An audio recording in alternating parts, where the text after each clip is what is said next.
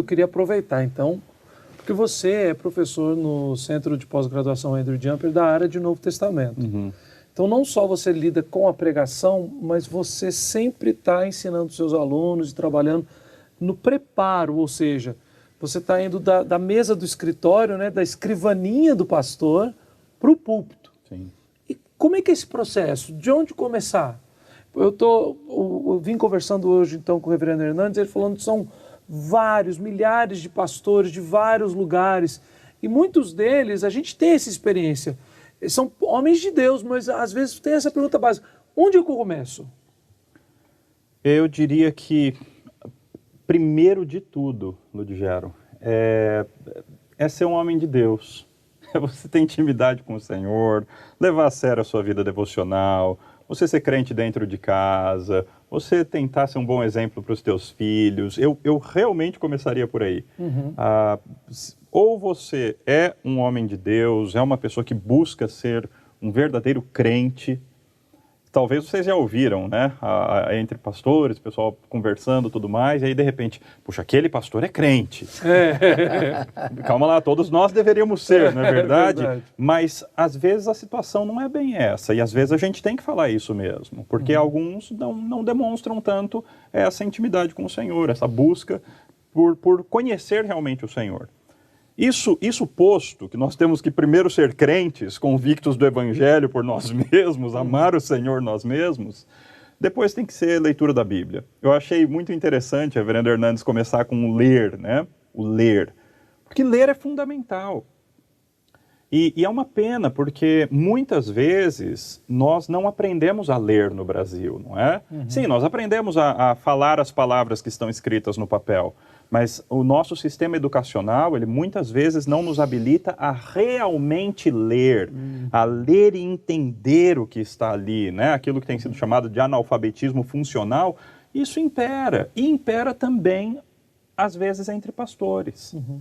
Então, esse processo de aprender a ler o texto, que seja no português. Se você não recebeu a formação para ler nas línguas originais, no hebraico e no grego, leia no português, cuide das vírgulas, dos pontos, preste atenção se é uma narrativa ou se é uma poesia, e as Bíblias mais novas têm ajudado nisso, com formatações diferentes, não é? Preste atenção, tente extrair a ideia, o que realmente está ali escrito. E faça isso nas suas devocionais, não só para preparar-se para pregar, mas faça isso em toda a sua leitura da Bíblia. Tente realmente perguntar: qual é a lição desse texto para a minha vida? Qual é a lição desse texto para a vida das pessoas, para a minha família? O que esse texto realmente ensina? Então, esse processo de uma leitura cuidadosa, em inglês eles chamam de close reading, é uma leitura bem atenta do texto, é como se você... Tradução ao pé da letra é lei de perto, isso, né? Isso, é aquela atitude... pertinho, sim, você vai ler o texto. Exatamente. Essa atitude de ler com muita atenção é muito importante. Um porquê na Bíblia, isso é fundamental. Deus está falando a razão de alguma coisa. Todo porquê na Bíblia é fundamental. Um mas na Bíblia, uma conjunção adversativa. Uau, como é importante. Deus está contrastando alguma coisa com outra. Então eu tenho que abrir os olhos muito bem para isso. Então, conhecer um pouquinho de português, mas não da gramática, mas sim do porquê a gramática está sendo usada da maneira que está sendo usada, não é? Qual é a razão de ser do autor ter escrito daquela maneira? Então, uma leitura bem cuidadosa é fundamental. A mamãe foi, minha mãe, né? Falo mamãe, mas minha mamãe querida, ela foi por mais de 15 anos professora de português no seminário de Belo Horizonte. E ela falava alguma coisa que ela casa no que você está falando sobre interpretação, leitura do texto. Porque ela diz, nós temos no nosso sistema educacional brasileiro, gastamos muito tempo na parte gramatical, nas regras, mas o povo ainda sai com uma dificuldade tremenda de leitura e interpretação de texto. E ela via isso no seminário quando os alunos chegavam. Ela falou assim, eles podem até saber regras, ter decorado, mas têm dificuldade em ler e interpretar o texto.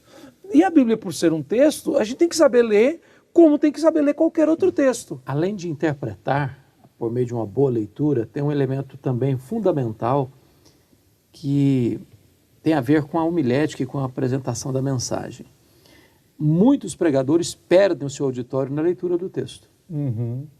Quando ele vai ler o texto, atropela o texto, engole vírgulas, pontos e vírgulas e vai lendo, muda o personagem, ele não altera a voz, não dá aquela riqueza, aquela beleza à leitura, as pessoas pensam, esse camarada nem o texto reconhece. Verdade. E aí se desligam. Então, acho que um conselho que nós daríamos para os pregadores, leia o texto 1, 2, 5, 10 vezes, deixe que o texto entre em você e entre você no texto, né? Porque isso é fundamental. No nosso ministério do Prega a Palavra, antes de começar o módulo, a gente manda as tarefas prévias. Uhum. E aí nas tarefas prévias você tem que assumir o compromisso de ler o livro que a gente vai estudar, porque cada módulo é um livro bíblico, pelo menos 5 vezes. Oh. E aí, essa semana passada eu estava online, infelizmente, eu estou doido para voltar presencial, mas com o nosso grupo em Portugal. E os irmãos falando, pastor, eu tenho que confessar, eu li 3 vezes só. Eu falei assim, meus irmãos, presta atenção, o primeiro módulo é em Jonas. E quando chegar em Salmos, vocês vão fazer o quê? Então, Jonas, vocês deviam ter lido 20 vezes. Né? Mas quão fundamental é a leitura do texto. É. Mas do que você também estava falando, João, é uma das coisas que eu acho que também é fundamentais.